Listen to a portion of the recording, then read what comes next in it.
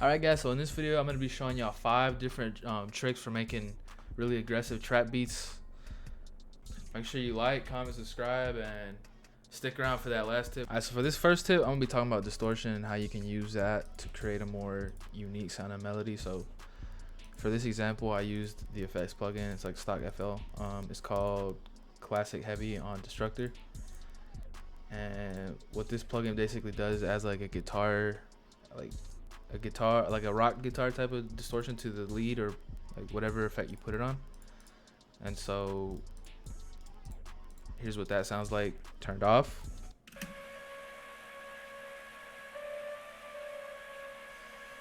And then when you turn it on, it sounds like this.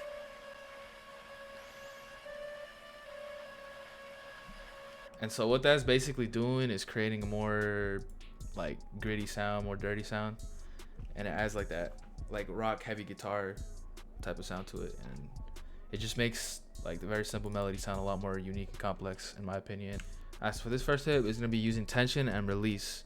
And what tension and release basically is I guess for this example, is using an unresolved melody and resolving it with the chorus or however you want to. And so a great example of tension would be right here on this first melody. You can hear how it's just the same 2 notes. Like the melody isn't complete, so to speak. It's not coming to an end. Like it's not resolved. There's still conflict there. It's just these 2 notes back and forth, and you're not letting the melody come to an end. And what that does is just create like an expectation. Like you're waiting for it, but you don't know what's coming. You know what I mean? And so what I do is I let the tension build up for a whole 8 bars, 2 bars, I don't know, 8 bars, whatever. I let it build up, and then when the chorus hits, I let that shit drop, and I let the melody resolve and create a more atmospheric vibe. You know what I'm saying? It sounds badass. Here's how that sounds.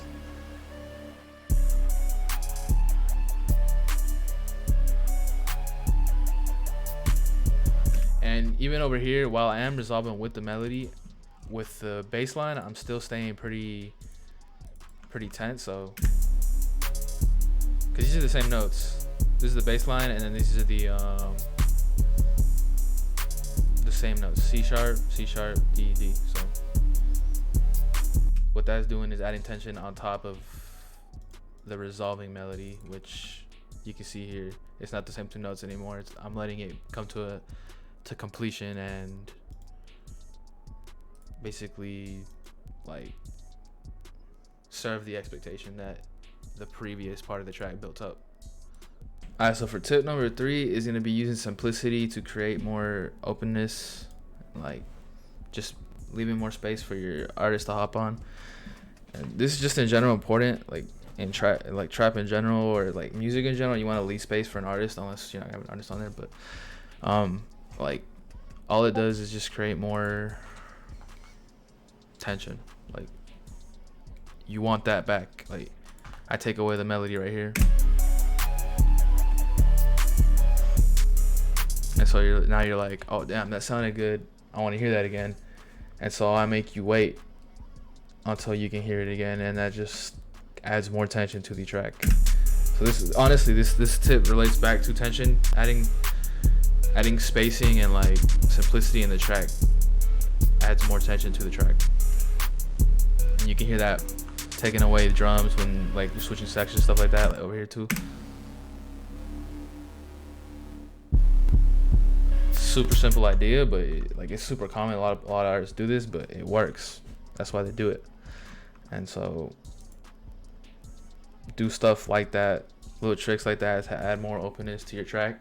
So when you do bring it back, it's interesting again and it hits harder. So here's a good example. You just open.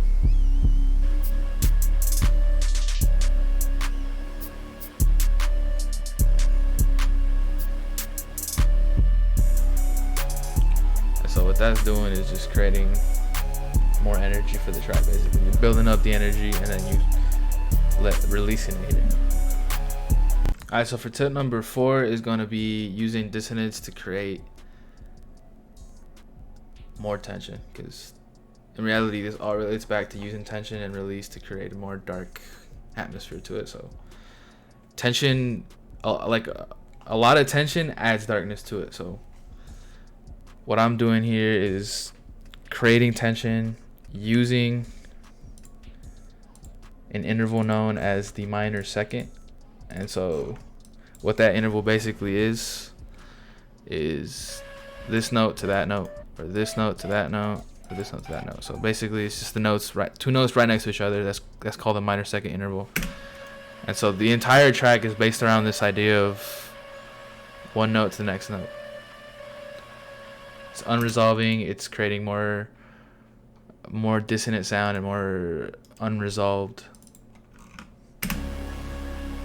You can hear it the entire track. And then when I get to the melody, I break that dissonance by adding these notes and these notes right here. The B, the G, the A, and the B. And then the F. So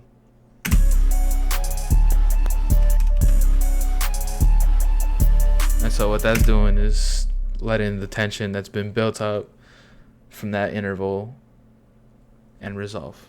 Alright, for tip number 5, this is my favorite tip personally because it is usable in any trap beat style, any music style that uses 808s.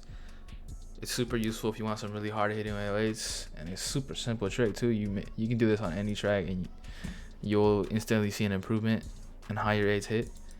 And it's basically just going right here. This is the secret. Go into FL Studio and go to this section, which the way you do that is by going right here. You go right here, you get boost. So go to that section, turn that shit up, and then on whatever you have it on your mixer, put a soft clipper on your master, and it just hits hard. And here's the 808 without that. Like, it's just gone, you can't even hear it. And so what that's doing is making your 808 hit a lot harder, and that's vital to making like super aggressive type beats. Also, a little extra tip: if you're using the correct sample, bro, you don't even have to duck your bass line, because for reference, here's my bass line. A lot of low end, and I'm not cutting it out. This is turned off, and what that's doing is creating, like, you know, low end sound. You go in and have the like proper 808 sample, and it won't distort and clip out, or it won't clash with the bass line. Alright guys, so that was basically the entire video. I hope y'all found those tricks useful. Those tricks were useful for me. I learned them while making that track, so that's why I wanted to share that to y'all. That's basically it, guys. I might upload again this Friday, but I've been a little inconsistent. I'm trying to say like Monday, Friday, or Friday, Monday, whichever day hits. I think this is gonna have to come out on Monday because it's already 1:30 a.m. on Friday. But yeah, man, if y'all fuck with that video, tell me in the comments. Dislike if you didn't like it, like if you liked it, subscribe if you fuck with my channel. Check out my other videos too. There's gonna be more videos that pop up like on this side of the screen in a bit. That's basically it, man. Check out my B-Star, check out my Instagram. Make sure you follow me on there, and that's pretty much it, bro.